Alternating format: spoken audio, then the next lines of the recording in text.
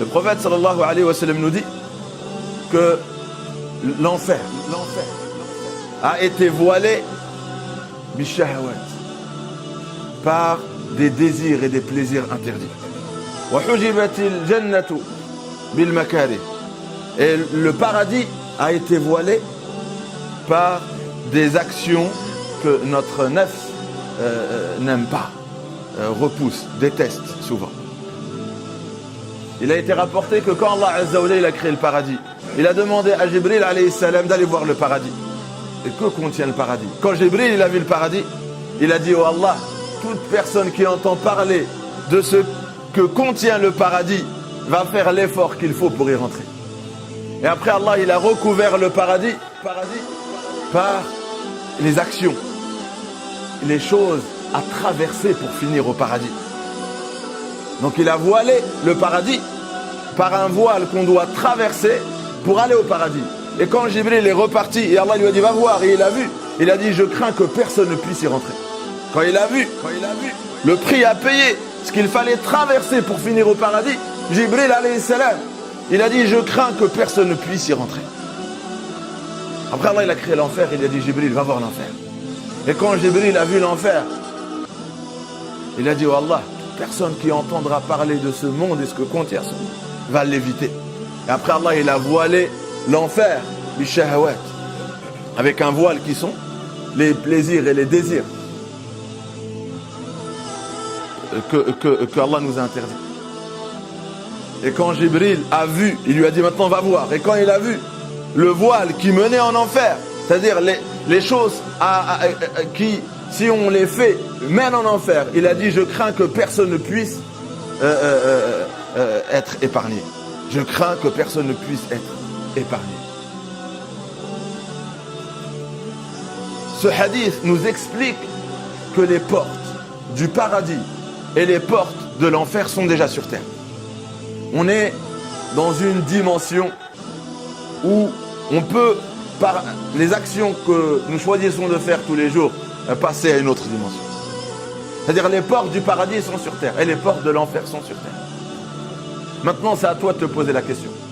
Quand le prophète sallallahu alayhi wa sallam te dit que le paradis, pour aller au paradis, pour finir au paradis, tu dois traverser un voile qui est sur terre. Et ce voile, il a appelé le makari, des choses que ton âme, que ton nefs n'aime pas forcément. Comme Allah dit dans le Coran, Allah vous a prescrit le combat alors qu'il est détestable pour vous. Mais peut-être que vous détestez quelque chose, mais qui est en réalité un bien pour vous. Et peut-être que vous n'aimez pas quelque chose, vous aimez quelque chose et c'est un mal pour vous. C'est Allah qui sait, vous ne savez pas. De la même façon que tu veux éviter l'enfer, mais tu es en train de faire ce qui mène en enfer. Et c'est ça le défi.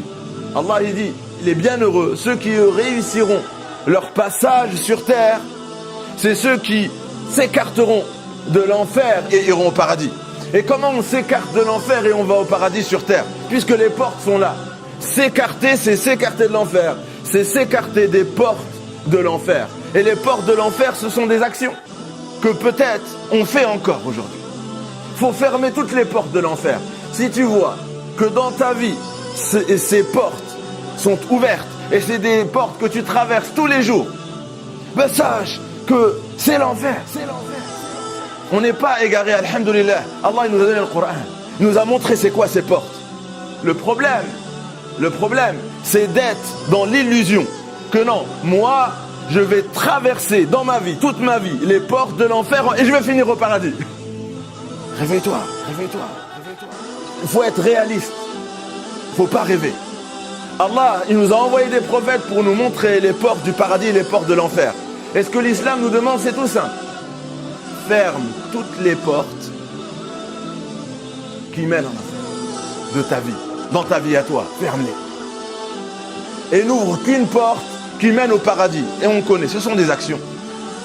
Il y a des actions qui causent notre rentrée, Inch'Allah, au paradis, et des actions qui causera l'enfer pour beaucoup de gens sur terre. Et voilà, le prophète sallam, il nous a sauvés. Comment? En nous montrant ces portes. Allah nous a guidés comment? En nous montrant ces portes. Mais concrètement, il faut le choisir tous les jours. Et l'infaq en fait partie. Quand Allah il nous demande de donner, Allah il témoigne dans le Coran qu'on est attaché au trésor de ce bas monde, au monde matériel. Mais Allah il nous dit quoi? Il sait qu'on est attaché, il sait que ça ne nous plaît pas. Il nous dit wa kurhun lakum, je sais que c'est détestable, mais je vous appelle à le faire. C'est le prix à payer pour aller au paradis. Ala inna sil'ata Allahi ghaliya. Le paradis, c'est le prix qu'Allah t'offre. Il est très précieux, il coûte cher. Il faut le payer sur terre. Et le trésor qu'Allah nous réserve, c'est le paradis.